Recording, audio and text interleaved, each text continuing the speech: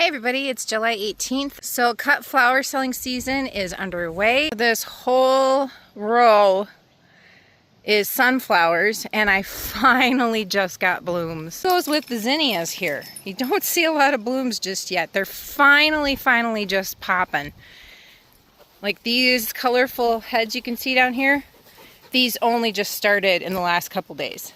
After talking with other growers in the area, doing the same thing, it's because we had some cool moments this spring. We had some really cool days and weeks back in May, and things just slowed down when these seeds were starting to get, going, germinating, popping out of the ground, and it really slowed them down. But finally, look at these. They're finally doing what they need to do. Yay!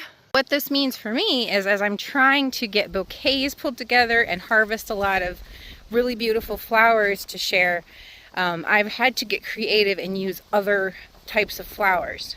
What I have been doing is harvesting the things that are ready, and I'm so proud of the snapdragons. They have been absolutely glorious.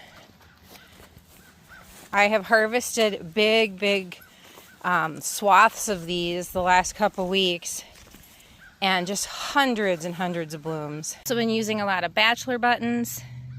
They're stunning. The Orlea, this is my first year with them.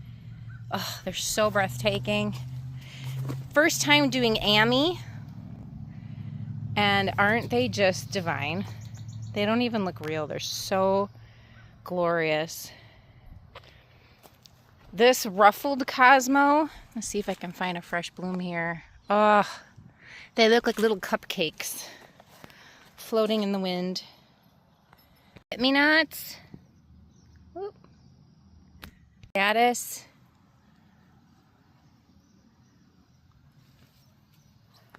Been really resourceful pulling things from the perennial beds. So lots of different gorgeous blooms. Like these Bee Balm. Now these aren't ones I would harvest. They're a little more spent, but you can see, you get an idea. Like when they were more at the cutting stage earlier, they were gorgeous. And phlox. Pulled a lot of phlox this week with that fuchsia and light purpley pink. Just stunning. Of this whole robust bed on its way with our very first zinnia blooms. These are brand new on the scene as of today. Oh, they're so beautiful. They're finally here. And then sunflowers. So speaking of, I'm hoping these are going to be ready in about a week or two.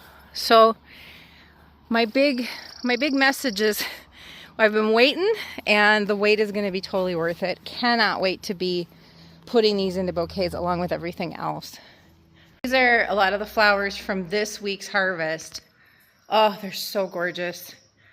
You can see, like I was saying, the snapdragons, just absolutely stunning. And I've got tomato vines. These are terrific foliage. So these are some of the leftovers I'm going to pull in the house for me to enjoy. I've got yarrow, dill. Love putting herbs in bouquets. It just adds a whole different level. And then these, I forget what they're called. I've seen, like they're in the Veronica family. I think they're also called like Longfellow or Long Spike. I gotta look that up. But whatever they are, they're stunning. They do great in vases. They add a very sophisticated filler element. And those I have discovered in my perennial beds. So I use them every year. They keep coming back more white phlox. Just a lovely crop. Orange lilies. These have really taken off in my landscape beds, and I just have a lot of them, and I thought, I should put them in bouquets.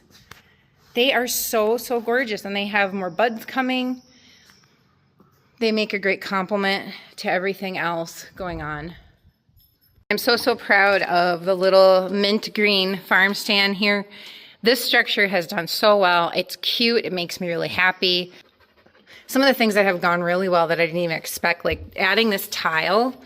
This is like an adhesive backsplash kind of tile, and I've got it on the pallet as well. It's functional for moisture, if things spill in buckets, but also it has like this grippy surface to it, which has been great when I put jar arrangements up here.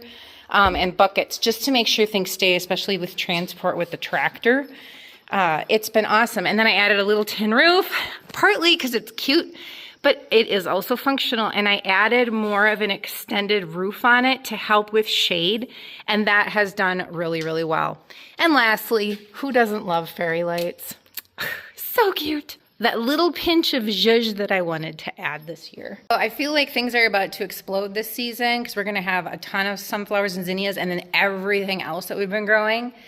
So I'm just kind of like waiting. The suspense is killing me. But in about the 2 weeks here, I think everything's gonna go pow, and I cannot wait.